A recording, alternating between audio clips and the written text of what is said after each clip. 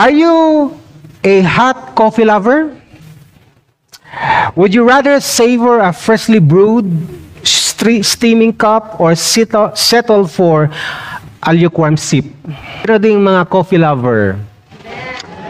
Usually magsiling ka coffee lover, ang notion dahil na iya is hot coffee. Sa inyo. Pero ako hindi ko namian mag-inom sang kape nga alabaab o lukewarm. Sino diring namiay na vlog gaindakal gid tapos ginawa mo na ka hinahinay gid. Pero biskan gamay lang ang masip mo. Wow. And then sa pagsip mo masingutan mo ang wow. Ang aroma, 'di ba? Oh. Biskan mahal pa na iya basta lover of coffee ka kag may kwarta kapag mag-order ka hindi ka gid madismaya. Now,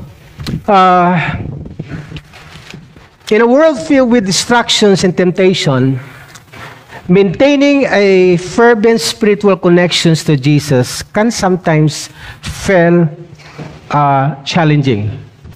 Kung ikaw may mga present ka mga trabaho, negosyo, pag-eskwela, or you have present ministry, or let's say you have a what they call this relationship with your Jesus Christ, there is always present distraction nga pwede magdisturbo sa imo kag magdeter or magdetor sa imo pinaka handom. Ang pag-maintain sang spiritual, ang ginatawag na fervent spiritual connections to Jesus can sometimes feel challenging.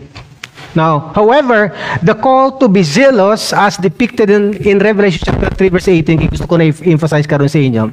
It invites us to revive our passions for our faith, knowing that when I say horizon of connections, it emphasizes of something of God's expectation for you and to me when it comes to God, of how we are being connected to Him, and not just simply connected but rather zealous.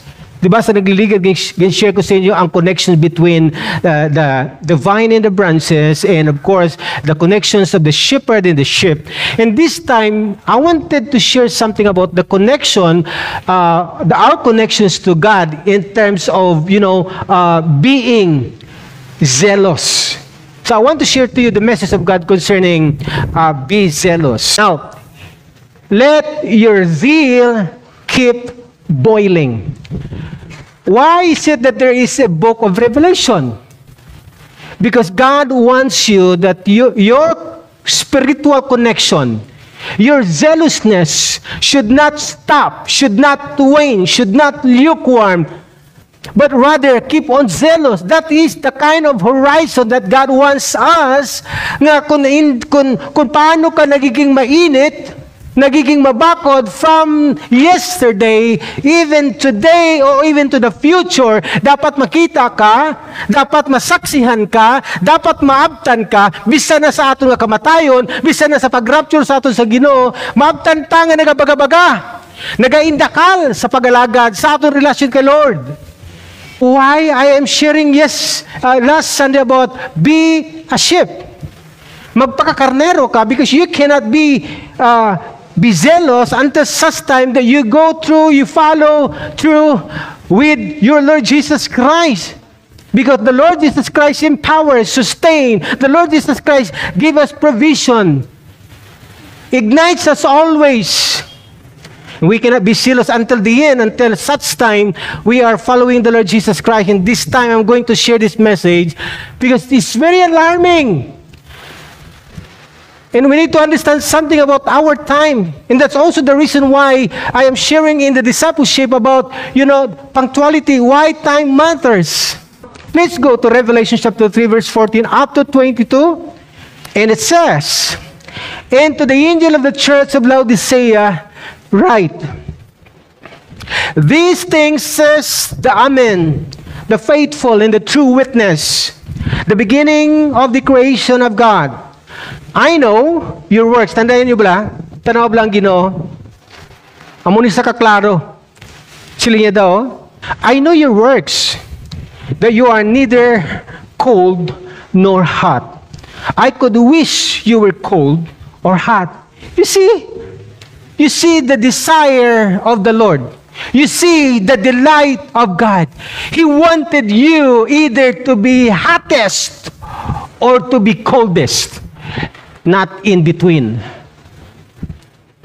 Now, then, because you are lukewarm, and neither cold nor hot, I will vomit you out. Sa di niya nag-address? To the church. Who is the church? These are the redeemed of the Lord Jesus Christ. Hindi lang sa taga Laodicea. Laodicea is the example that it is happening even for us today. Verse 17, because you say, I am rich. Muning problema naton. Have become wealthy and have need of nothing, and do not know that you are rich, miserable, poor, blind, and naked. You see, the Lord is exposing the conditions of our hearts, the conditions of our mind. You are saying that you are rich, that you are wealthy, that you do need of nothing, and do not know that you are rich. That means blinded na, miserable, poor, blind, and naked. What a pitiful, kung magabot ang time sa kabuhi naton nga inang daway nakita sa nakita sa aton kaugalingon. O kung let's say, when people are saying to you, when you are being reminded, when you are being convicted by God, it seems like wala lang kita problema. So he said, this is the antidote in verse 18. I counsel you to buy from me gold, refined in the fire, that you may be rich in white garments, that you may be clothed, that the shame of your nakedness may be revealed, and anoint your eyes with eye salve, that you may see. Now, verse 19. As many as I love, wow, amuning nami, gidya, that we are being secured. As many as I love, I rebuke and chasten. As many as I love, I rebuke and chasten. That's why that. Therefore, be zealous and repent. That means change your mind. Behold, I stand at the door and knock. If anyone hears my voice and opens the door, I will come in to him and dine with him and he with me. And 21, to him whoever comes, I will grant to sit with me on my throne, as I also overcame and sat down with my Father on his throne. He who has an ear, let him hear what the Spirit of God says to the churches. Tanabla, sa verse 21. To him who overcomes. What does it mean? That we need to fight. We need to struggle. We need to strive. Hindi pwede nga magpauyon ka lang sa sitwasyon nga may hara ka. You need to do something. That's why ang first word of this title is be. That means may dapat kang himuon. You cannot be zealous until such time nga way ka sang himuon, nga way ka nagahimakas, nga wala ka naga-strategize, nga wala ka naga-sakripisyo. Be zealous. That is the horizon of connection that God wants us to see at the time or the moment. Halimbawa, kung kita mapatay, nga maabtan kita, nga, on fire. Or let's say, sa pag-rapture, nga maabtan kita, on fire. O sa iya second coming, maabtan kita on fire. That means zealous. That's the reason why in these particular scriptures in book of Revelation chapter 3, he said, I counsel you. Gina-advisean ta ka mo. I counsel you. Don't you know ang counseling sa pagkamahal karon? When you have problem, but when our hearts is being open unto God, this is just free. Siya pagani nagapanuktok. He is knocking at the door of our hearts. And he said, I counsel you. So the first one we need to understand of these things when it comes to be zealous, we keep our zeal boiling. Nalipat ko magbutang dito na isang, because the best metaphor of this message of be zealous is something like, having a coffee maker. Okay? So I have these beans grinded already, but fresh grind. And then you put in the coffee maker. You plug. And then the coffee maker start to make a coffee. So ang first yun na ang maubos na gitulo. And then you put it into a cup and start to sip. Namit. But ang bilis na after an hour or 2 hours, biskan pa naka-plug pa na siya. Try to take another cup of coffee. What's the difference of freshly boiled up after an hour? Dako kayong diferensya. That's the essence of being lukewarm. Kaya ginay mo naton, after nga ara na sa iya ng cylinder, ibalik mo siya para nga mainit sa liwat. Or, you put it into a certain container, kag i-boil mo siya para init. Because if you just stay on that cylinder nga na boil na siya, and then maintain niya lang ang lukewarmness, hindi man sa cold, hindi man sa hot. Pero, kung ikaw, coffee lover, huwag gidya lami. Okay? Now, ang gusto sang Ginoo, after all nga nag-init ka sa nagligat nga tuig, gusto niya nga magpadayon ka nga nag-init up until now and tomorrow. Amen. Because siling niya, I wish that you are neither hot. Tubay mo tupad. Malasa. Are you hot? Are you cold?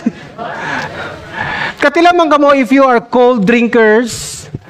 Tapos, inang wala ice, diba? Kung gusto mo gidya the coldest, dapat grabe gidya nga ice. Pero inang cold man siya, pero wala ice, kaya may Japon niya. Diba? Sabi nga itong gino sila niya, I wish that you are neither hot or cold, not lukewarm. Hindi alabaab. Now, the first one that I wanted to emphasize something here is that recognize your true condition. We cannot be zealous and we cannot let the zeal keep on boiling until such time that we are not recognizing our true condition. Kamusta na kita karon? Ano na sitwasyon ta? Kay tungod may trabaho ka, may negosyo ka, nag-eskwela ka, may asawa ka, may bana ka, may kabataan ka, nagtigulang ka na, o kung bata ka pa, alabaab Japon, or gainit-init. Whether kung ano man ang atong circumstansya, ano man ang atong status, season changes, pero dapat you keep on boiling your zeal because amo nang connection of horizon nga gusto makita sa aton sa Ginoo, biskan pa nagabago ang panahon, nagabago ang aton position, ang aton estado, hindi dapat mabago ang kainit mo kay Lord. Kay miara na sa nagligad nga ang first 10 years sang iya nga pag-alagad kay Lord, grabe gid ka baga-baga. Isa nagpangamuyo siya, makatrabaho, makapamanan, makasawa, makabata, makanegosyo, mag-promote. Why na? Takos ba lang Ginoo nga pagtagaan naton sang pinakamalabnaw after all sa mga blessing nga ginhatag naton sa iya? Mangita ka pamagi. Pangitaan mo gidya pamagi nga mag-init ka Japon. At ubangay mo to pa sa pangitaan mo gidya pamagi. That's why ko nga ang word nga busy, ang tanan sila he was and hear, let him hear what the Spirit of God says to the churches ato sa katapusan kay ngaman. Basi maabtan ta sa katapusan bala nga bugnaw na. Hindi niya pa namin sugod. We need to understand something about, kung paano kita dapat magiging mainit hasta sa katapusan. Kay may ara namin sa una. Pero sa katapusan o sa tunga-tunga mga uway na. Now, recognize your true condition. Balik tayo sa Revelation chapter 3 verse 17 and it says, because you say, maybe way taga-hambal, nga nang pabugal gid gamang garanon ko duway na ko sang kinahanglan. But the Lord knew, di ba? Silinda sa Hebrews chapter 4, for I know the intents of your hearts. I know the very hairs of in your head. He knew. Now, Silinda, because you say, I am rich and have become wealthy and have need of nothing. This is not just about having money. But everything, it seems like nga kampante na kita kag daw ka relax sa aton. Amo nang iba nagakabulaga sa din ng daw okay ang tanan. Dito man kag nabulaga sila. Tanda naton that there is God who keep on watching us. I am rich, have become wealthy, and have need of nothing, and do not know that you are rich. Huwag kagidya kabalo nga kaluluoy ka na. Dasara mo ko nga damo sa manggaranon, intelektual nga mga tao, promoted nga mga tao, nga in the sight of God, kaluluoy. Kaluluoy that even their connection, their influence, their money, their investment from the past could not help them. Look what happened to our leader that are being detained into, into other countries where there is no jurisdiction, kung tanaw na ito ang legalities. Pero tanda natin, brother, that even their connection, their investment could not help. And you and me are being affected. The nations are being affected to what is happening until such time that you realize that biskan pa ano kadamo sa atong connection, kung anong ginbuligan mo, kung wala kayo nag-invest ang imo yatudto nga connection kay Lord. Biskan pa amo na Japon nga condition sang imo kabuhi nga mas worse nga daw wala ka na nalipatan na sa mga tao ang ginhimo mo sadto. Pero when you have that right connection with God, just like Paul that are being detained and put into incarceration for how many time, yet he used that prison to be his platform to share the gospel to those who are in the outside. Wala sing difference sa kay Pablo. Kung mapriso man siya, kung magutman man siya, pero who is Paul before he's being converted as Christian? Nasabi na ko nga, kung wala, hindi ta makilala ang aton kaugalingon, if we are not allowing the Spirit of God to convict us, tanaw mo lang sila sa Revelation. Don't you know that you are wretched, miserable, poor, blind, and naked? Amuna ang kategorya, sitwasyon ta, kung wala na kita nagapatudlo, wala na kita nagapasabdong, wala na kita nagapamati sa pulong sa Ginoo, feeling naton correct na kita. Feeling naton we don't need of anything except when you are being struck by a goads nga kabudlay. Yung silinda na-learn na ni Pablo mong, it's hard to kick against the goads. Kita mo ng mga aromada sa kwan? Tilawi sipa, be? Budlay. I mean, budlay, ang implied siya ng message is, budlay kontraho ng Ginoo. It's hard to kick against the goads. Now, the Laodicean church thought it was that they are rich and fully self-sufficient.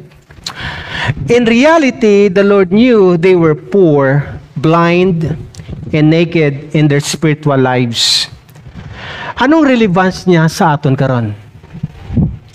Today, many Christians may think they are spiritually content. Take note of this. This is what I have observed from this book. Many Christians may think they are spiritually content. That includes me.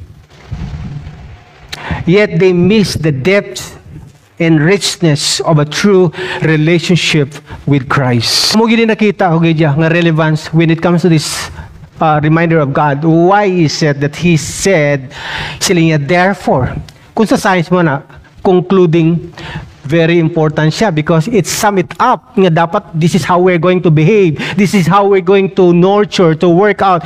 Nga, bahala na malipatan mong ibang nga mga bagay. This should be in your relationship with God. Dapat nagabaga-baga ka. Dapat nagaindakal ka. Dapat hindi ka passive. Dapat active ka. Because tomorrow we don't know what is yet to come. Mapatay kita, or ma-rapture ta, ano magkakatapo sa palibot, we don't know. Pero dapat sa karon, active ta. Because we don't know what lies ahead. Anong importance ni? Self-awareness is critical. Self-awareness, especially wala naging kamo ka dumdum, why na kamo sa nakita, you are blind, you are poor, you are rich. Kaluluoy sa inyo actually. Then you are thinking, manggaranan ka mo, wala na ka mo sang kinahanglan. Amuning significant, sang sininga minsan you need to be zealous, self-awareness. Diin ka na nayon, di na kita nayon. Hasta na lang bala, kung maibabalik ko lang, maalaala mo kaya? Kitungod lang, may pagbago na sa kabuhi mo karon, nga may trabaho ka, may negosyo ka, may sirkumstansya nga natabo, may asawa ka, may bana ka, may kabataan ka, nag-eskwela ka, lain na to sadto. Yes, maybe. But the Lord's grace is always overwhelming every day regardless of the changes that you are experiencing today. Midusan mo ginaya. Nga hindi ka magbugnaw. Maybe all your circumstances is a testament for your justification that you need to understand me. But it's not. Hindi yan nagkulang ang Diyos para sa imo sa piyak na damo ka problema. You can do everything because God's grace is overwhelming every day. So are you still aware of where you are right now? Of who you are right now. Di ba kung kisa, pag may circumstance kita, feeling natin defeated na ta, hindi nalipat ta, kung sino ta. We are of God. We are Christ, Christ's disciple. And we are His children. We are His servant. And we are His friends. Self-awareness of who we are. Recognizing spiritual complacency allows believers to seek genuine transformation. Now, just think about this metaphor. Like a ship lost at sea. Amo nang kahalimbawa sang isa ka lukewarm nga Kristiyano, unaware of the storm brewing until it's too late. That's why amo na kung though you are a captain of your own body, you need always get in touch and get connected to the source so that, whatever situation, whatever typhoon, your direction is always, on track because you are in connection to where you are heading. Now, think about that. To be zealous is to be a flame that seek not to be extinguished. Ang gusto ko i-emphasize sa inyo. Ang pagiging mainit, nagaindakal, ang iya sinigusto nga hindi siya mapatay. I mean, ang iya nga kainit, ang iya nga passion, ang iya nga passions to God that are being translated into works, into businesses, into studies. Ilam lang, when you are passionate unto God, but at the same time you have work, you have businesses, you are studying, you have family. This kind of passion are being translated into different avenue where you can make a difference. Because you are in a boiling zeal, and you cannot just simply contain that fire.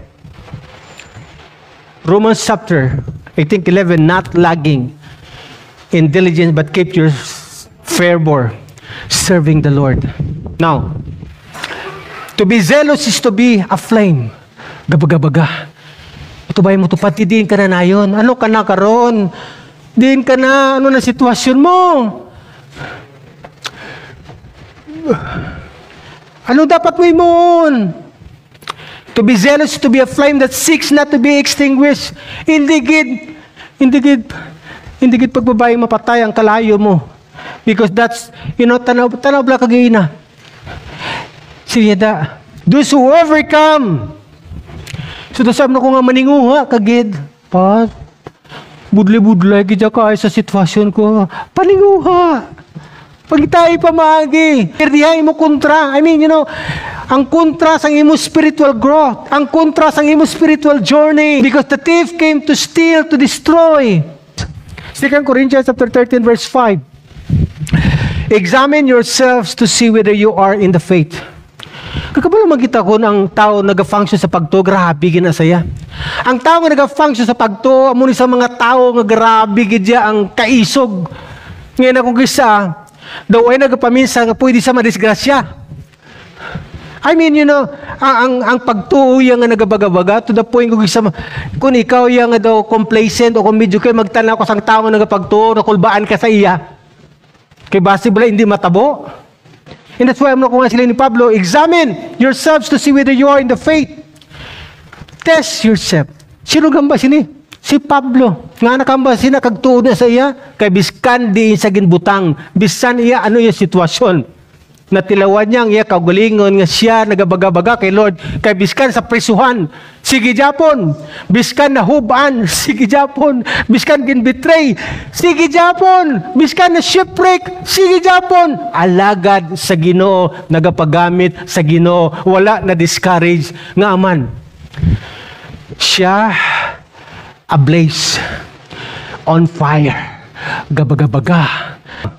Pamangkot ko sa inyo, what aspects of our spiritual lives are we looking that might indicate that we are not as connected to Jesus as we ought to be? May kugisa may mamuna mong. May mga na-overlook ta sa aspeto sang aton kabuhi nga way nagliklaro ang aton relasyon kay Lord. Nagiging complacent na kita. Tapos kung ginasugo kita ni Lord, nagiging procrastinate na kita. Until such time, kung ginpati man naton, tapos na ang tanan, ulihin na ang tanan. Pila sa inyo naghinulsol tungod tani kagahapon ko patugi kadtuan, tani ginhimo ko na kagaina. Pero wala. Ikabalo ka, if we are totally connected to Jesus Christ and gin-maintain naton okay, nagapadayon ta nagaparinyo. That's why isa ka bagay nga makita natin when it comes to coffee maker. Pag after an hour or 30 minutes, tapos gusto mo pa mag-inom sang kape, i-reboil sa liwat. Kiti siyempre kung ikaw, prinsipyado nga tao sa pag-inom sang kape, hindi gid kakayanin sang konsensya mo, nga bugnaw na, wala ba? Mga coffee lover dyan. Amen? Number 2, the reason why we need to be zealous in the counsel is seek through riches. Balikan natin na Matthew chapter 6, if you have that thought. Si Lord Jesus Christ nag-instruct sa iyang mga disciple, amuni ang dapat himuha, seek first His kingdom and His righteousness, and all these things shall be added unto you. Ang precedence sa sinang mga verses, nagasiling, ang mga hintil, amunang ila ginahimo. Ginauna ang tanan nga mga bagay, sila you are no longer a Gentile. You are now a believers of mine. You are now a believers of God. So dasa mo ni ang inyo himuha. Seek the kingdom of God. When we say the kingdom of God, that refers to the will of the Lord, the purpose of God. Seek the kingdom of God in His righteousness. How we're going to behave ourselves. In the kingdom of God, He is speaking of the things that we wanted to apply. That's how we're going to live in righteousness. The way we're going to do right thing. Pinagkakatabo karon lain na gidya. Tanan mo ang nation Philippines in terms of politics, malinging gidyang ulo mo. Malinging gidya mo, you will be confused and you will lose your trust to those who promise. And then nag-ship lang kadali, may jutay lang nga diferensya, ang imo gin promise sa katawo wala na. Wala sang tudtud nga loyalty. As in, it's all simply politics. Something like that. It's no longer integrity, no longer a word of honor. There will be no word of honor. There will be real loyalty. is just simply politics and vested interest. Imagine when you are being elected someone and then they are there to implement laws and regulation, yet para na lang sa ilang kaugalingon because that's how they behave. Pero ang tao, ang Kristiyano yung atudtuod nga ara sa sinang lugar, regardless of the seasons and the administration will change, you as a person that are being, put in that particular place will keep on doing the right thing. That's righteousness. Seeking God's kingdom for the nation. People are being blind, rich, pitiful. It seems like na wala sila kinhanglan. It seems like na wala sing katapusan. Pero tandaan mo, kadali lang blas ang inadlaw. Even what we sow, we shall reap. Maybe arata karon sa una o sa babaw o nag-enjoy ta karon, matingala ka lang kadasig sang adlaw. Then ikaw naman, ang ginhimo mo sa nagligad, himuon mo ko. It's just a cycle. Pero wala na sang pinakanami. Ngayon ang nakilala mo ang Ginoo, kag nakita mo ang posibleng epekto, and that the Lord is speaking to us kung paano kita mag-behave. That's why kung nga, regardless of our position, we will always seek true riches. Revelation chapter 3 verse 18. And what it says, I counsel you to buy from me gold, refined in the fire, that you may be rich in white garments, and that you may be clothed, that the shame of your nakedness may not be revealed, and anoint your eyes with eye salve, that you may see. So this is the counsel of God to those who wanted to keep His fire aflame, to keep His heat on a flame. Keep boiling that zeal. Kaya mo nang gusto sa Ginoo makita sa aton today and tomorrow. Always today nga nagasiling kita, naga-on fire kita, then tomorrow amo man Japon, the next day amo man Japon.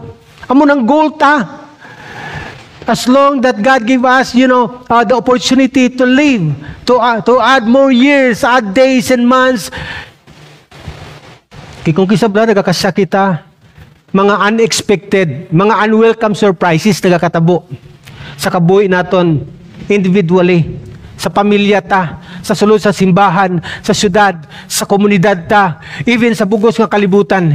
Everything will change, can be changed even just in a twinkling of an eye. So, wala kita sang dapat nga unahon is always to seek the true riches. Ang tao nga wala kay Kristo, wala pagpati kay Kristo, mo nang ilang ginahimo. Unahon ang tanan. Sa sining kalibutan, at the end of the day, sang nakuha na nila, then what the Bible said, they are rich, pitiful, poor. Kaluluoy sa ila. Kay biskan pang ila, ang ila nga ginpang tipon, ang ila ginpang prepara na butang lang gid sa wala.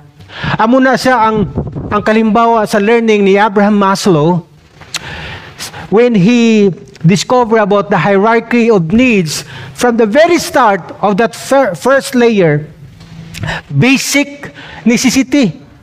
Kumbaga, simple pa lang ang desire niya. Makakaon lang kami 3 times a day. Okay na. Pero sana secure na ang 3 times a day. Dito na siya sa next nga level. Okay? Gusto na ang medyo pag-angat sa kabuhi. Makabakal naman sang mga material nga bagay para nga daw mag-enjoy. Wala pa gid na kontento. Ang social life can build up more. Connection sa ibang mga tao, grupo, institution, organization to have some, power. Tungod ka may baseline na sa mo. Hindi pa gid magkontento. Amo nang mga greedy to the point nga wala niya ginaupod ang Ginoo sa iya pag-asenso. According to Abraham Maslow, people at the top of the self-actualizations of life, kung din pa nga it seems like makasiling sila nga, then I am successful. Kung din pa naging successful, dito man kag na disgrasya, dito man kag na, na depress, na buang, na patay. So where is your saying that I am rich, that I have need of anything, that I am a self-reliant? Nakabulik? Wala. Tamo na sa imo kasakon. Silindra, seek true riches. Jesus counsels the Laodiceans to buy from him gold refined in the fire, white garments and eye salve, spiritual riches that signify authenticity, holiness, and clarity. Talking about gold, buy a white garment and an anointing to anoint the eyes para makakita. That refers to authenticity, holiness, and clarity. Anong relevance ini when it comes to seek the true riches? The pursuit of material wealth can lead to spiritual poverty. When hindi mo upod ang Ginoo sa pag-pursue mo siya. True riches are found in life lived in obedience in connections to Christ. Because when we pursue God, and when God plans for you to have that riches, always for His kingdom, not for our vested interest. Amo ginatanda naton. Ano ang significance na sa aton? Encourage believers to prioritize spiritual growth and maturity over worldly success. Kay buta nato nabi ang aton edad makalabot pa ta 100 years old. Mayari kita di mga utod like sa kay nanay 80 plus na siya, 82. Ang si nanay pila yan, basta usually mga 82. Something like that. Ang iloy ni Sister is Sister Lilibet is 90.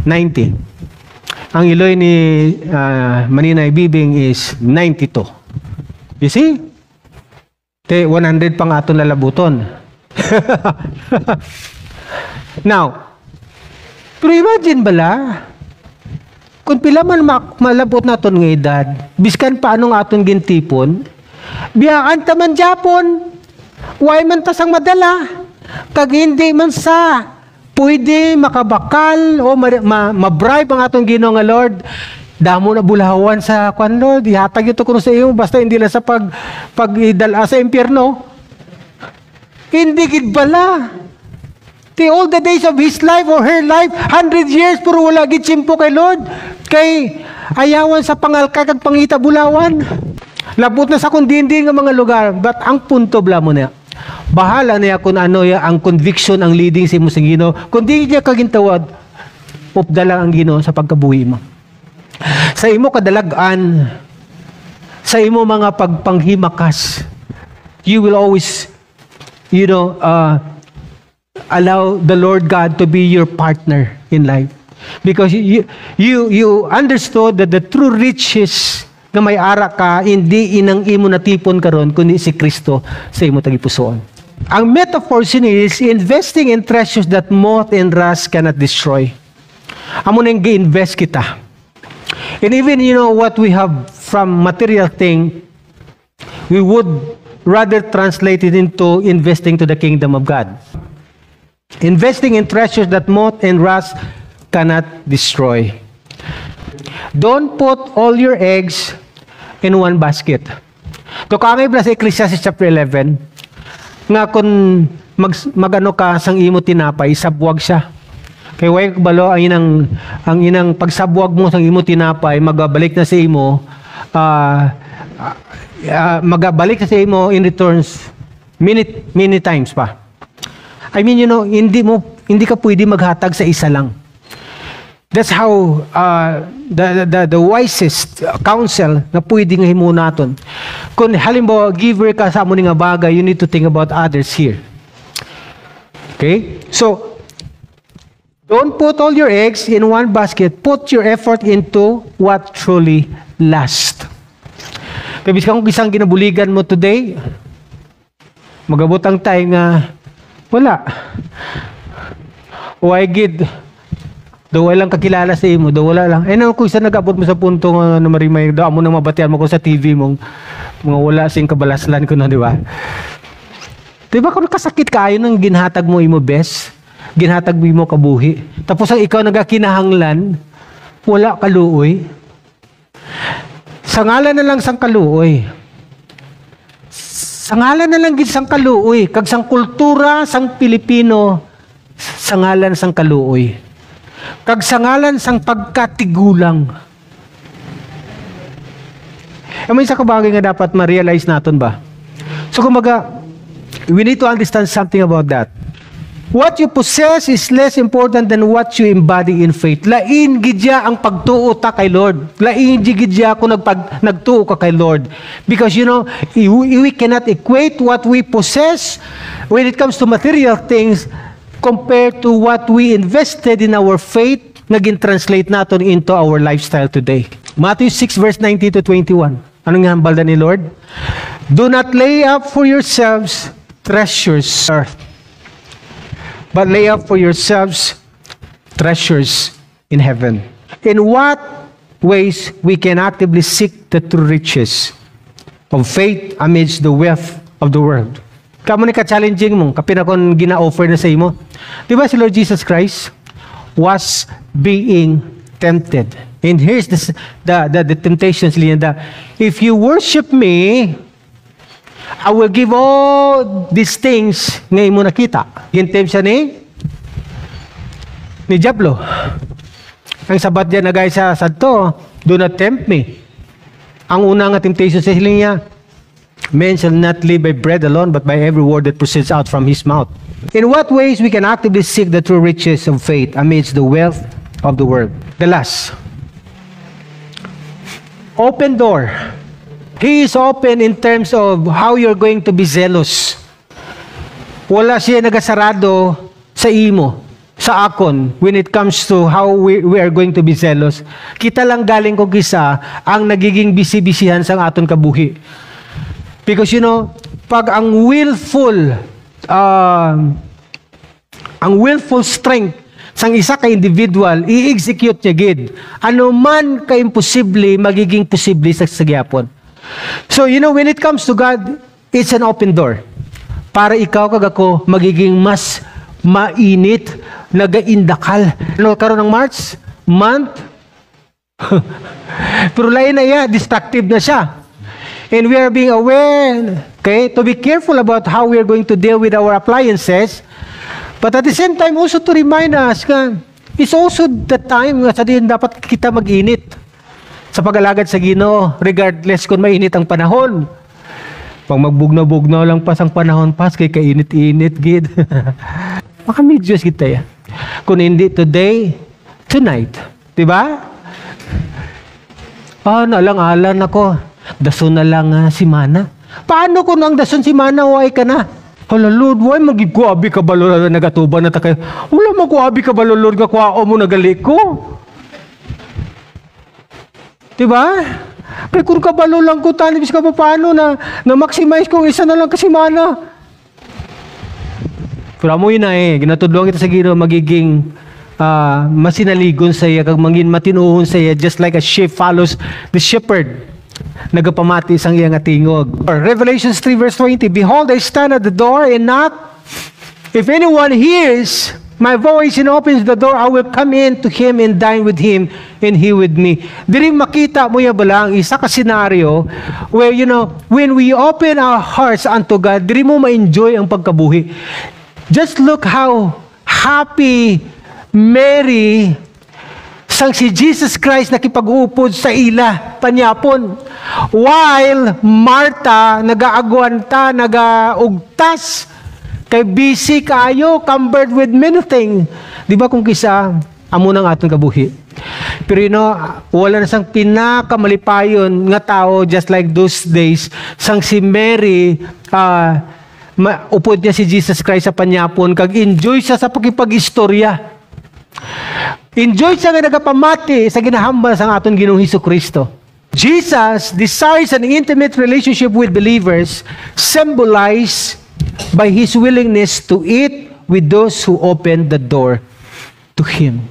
So muna kun nga, ang relevance sa sining is the personal invitation from Christ emphasize the importance of actively engaging in relationship with Him. Actively. Everybody say active. And it says again, the personal invitation from Christ emphasizes the importance of actively engaging in relationship with Him rather than passive belief. Active. Liwat. Active. Magiging active ta dapat. Ang pagiging active sang isa ka Kristiyano, hindi butsing ano nga tawhay na siya. Hindi tayo tawhay. Pero ang pagiging active, amo na nagapangita pamaagi kung paano mag-active sa piya kasako siya. Pangitaan niya ginamit Diyos.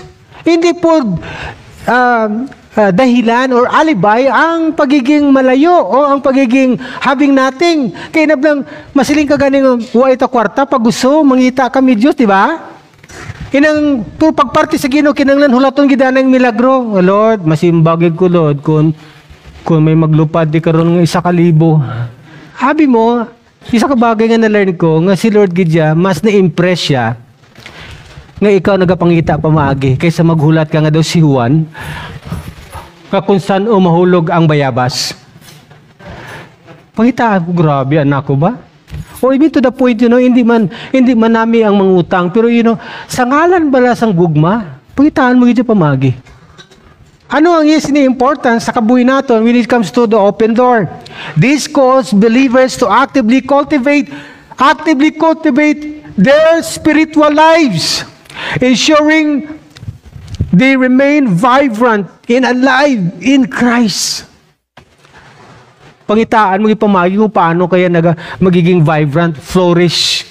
Inablang kung sa Juan Pablo makita mo blang wow, naga-bloom, naga-blooming. Di ba kung isa mabalaan mo gidyang tao yang naga-blooming, tubayong tubalbi ko naga-blooming siya. That means nag-effort gina kung nga naga-blooming na siya. May na-experience na siya kung nga naga-blooming na siya. In love na siya kung nga naga-blooming na siya.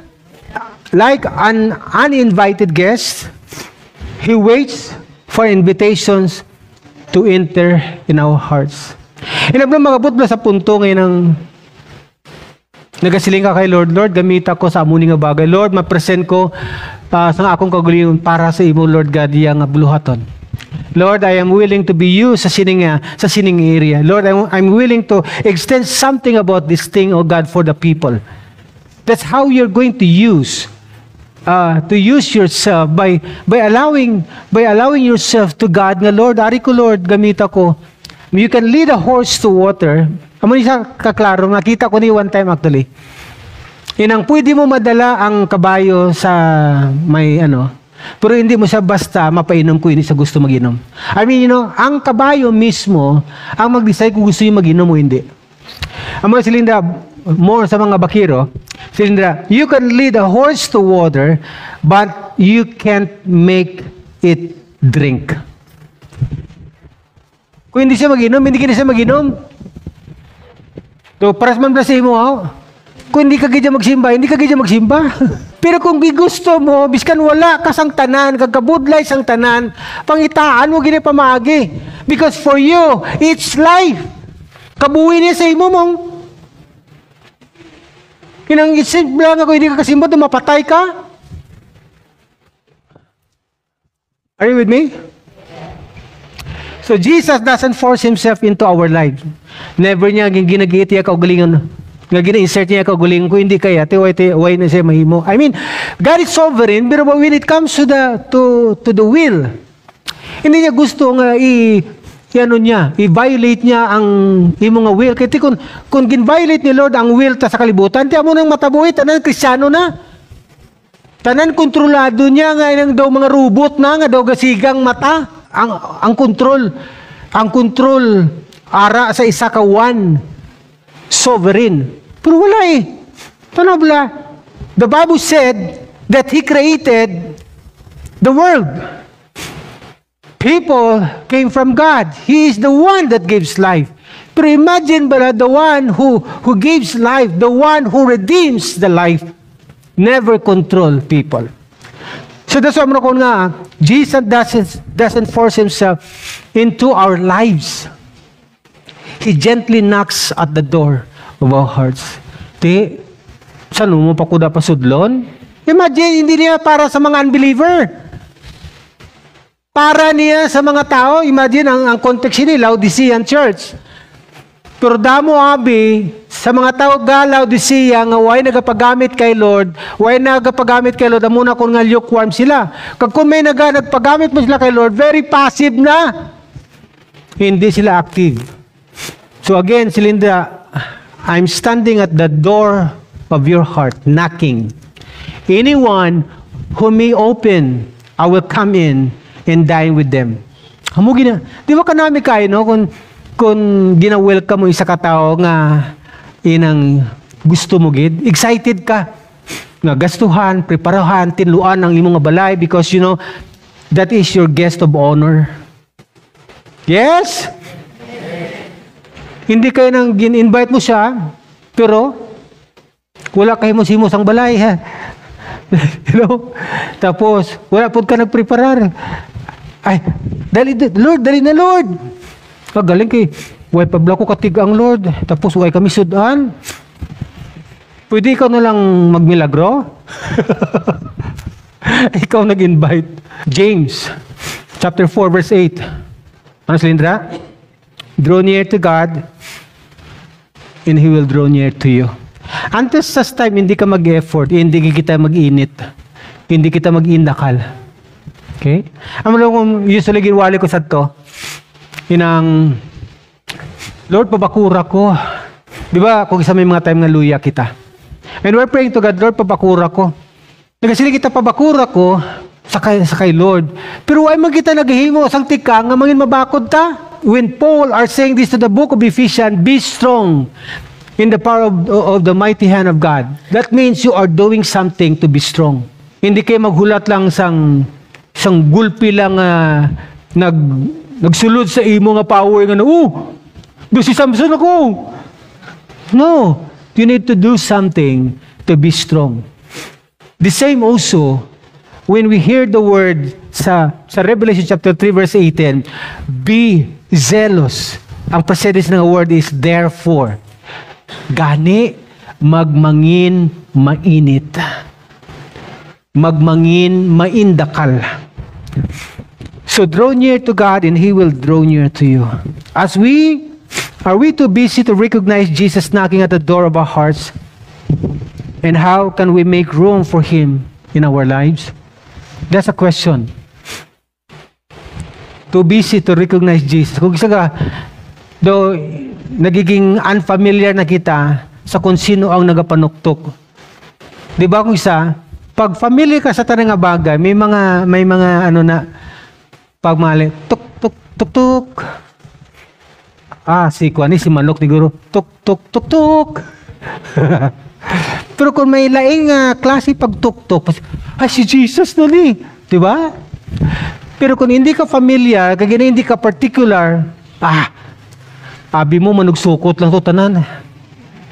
Pero gali na miss na naton kasi Jesus na tani. Now, that's a question that we need to answer. The call to be zealous is not just about intensity, but about authenticity. The pursuit of true riches in the opening of our hearts to a deeper relationship with Jesus. So, muna ko nga ginamba ko sa inyo. Keep the flame of spiritual zeal burning bright, pursuing the riches of Christ and remaining fervent for the Lord. Sa Romans 12 verse 11 pala. Never be lacking in zeal. Ano ko no? Never be lacking in zeal. Hindi gid makulangan. Sa ibang translation, I think NIV, not lagging in diligence. But here, in the New King James Version, never be lacking in zeal, but keep your spiritual fervor serving the Lord. This aligns with the sentiments of maintaining enthusiasm, spiritual enthusiasm, and dedication. Let us consistently cultivate our passion for Christ, deepening our spiritual journey and connection. When we do that, I believe Just like what Jesus Christ wanted to see on the horizon of our life is that He is seeing us ablaze on zeal or being zealous in our relationship with Him.